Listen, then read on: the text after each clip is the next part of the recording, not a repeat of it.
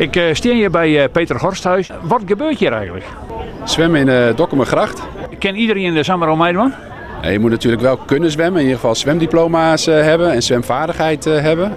Maar je kunt kiezen uit 2 tochten. Een kleine tocht voor de wat jongere zwemmers met iets minder conditie. En een grote tocht voor de wat meer ervaren zwemmers. Ik lees dat er dan echt nog een wedstrijd is vanmiddag. Vanochtend hebben we een recreatieve tocht van 500 meter.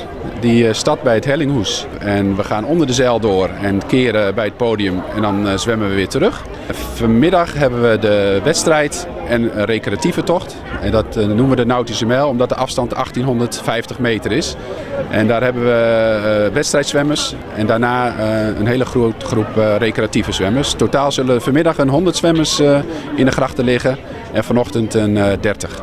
Wat is het doel hiervan? Dit jaar hebben we gekozen voor Stichting Semmi.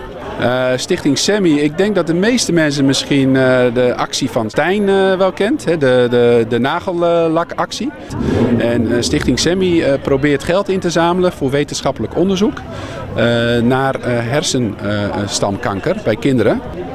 Horsthuis, wij wensen je een hele protte nocht en willen en een hele goede opbrengst. Zo, hou je even vast aan de boot. Hoe gaat het? Ja, gaat goed. Ja, gaat het goed? Is het water ook koud? Ja, wel heel koud. Maar wel te doen. Veel succes nog. Bedankt. Hij wel eens vaker mee die ons aan een evenement? Nee, dit is de eerste keer voor mij. En nu gaan we direct naar voor een goed doel. Hè? Weet je waar je voor zwommen? Hè? Ja, voor Sammy. Voor Tijn. En voor herhaling vatbaar? Dat wel, zeker. Ja, het was een mooie tocht. Dat was mij onder de wedstrijd of onder de recreatie? Maar de wedstrijd. Ben je een van de kanshebbers hier om op het podium terug te komen? Nou, dan wordt het heel gek en dat denk ik net. Vroeger kon ik wel aardig zwemmen, ik had net meer vol het keind. Omdat de wedstrijd erom kwam, had ik nog over wat meer het keind. Dus ik hou het wel vol, ik ga wel hut, maar ik zal net op het podium eindigen. Oké, wij wensen jou een hele grote succes daar. Nienke, doe mij aan de wedstrijd of recreant? Recreant gelukkig. Ja, de wedstrijd is niks voor mij. Ik al hier net zwom, maar ik wil toch geen meid aan, dus ik ben benieuwd. Heeft er echt nog wat aan training dienen of zo wat heen?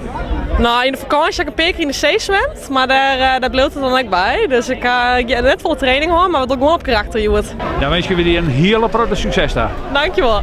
Jacob de Roos uit de Westerijn, winnaar van deze 1852 meter. Hoe is het gang, Jacob? Goed. Wel koud, maar goed. Ja, normaal is het in het zwembad, net meer dan 400, dus dit is wel wat anders. Wat is het tweede stekje op deze afstand? Dat te breigen, de eerste breigen. Dat is gewoon het eerste. Maar daar leidt het voort dadelijk al hier alleen voor. Ja, ik moet warm krijgen, dus ik gelijk maar een sprintje. Dus. Wist in tijd, hè? Geen idee. Nou ja, dan wist in ieder geval de snelste. Ja. En gefeliciteerd met de overwinning. Dankjewel. En een eerste plaats voor Danieke van der Kooi met een tijd van 26:21:30.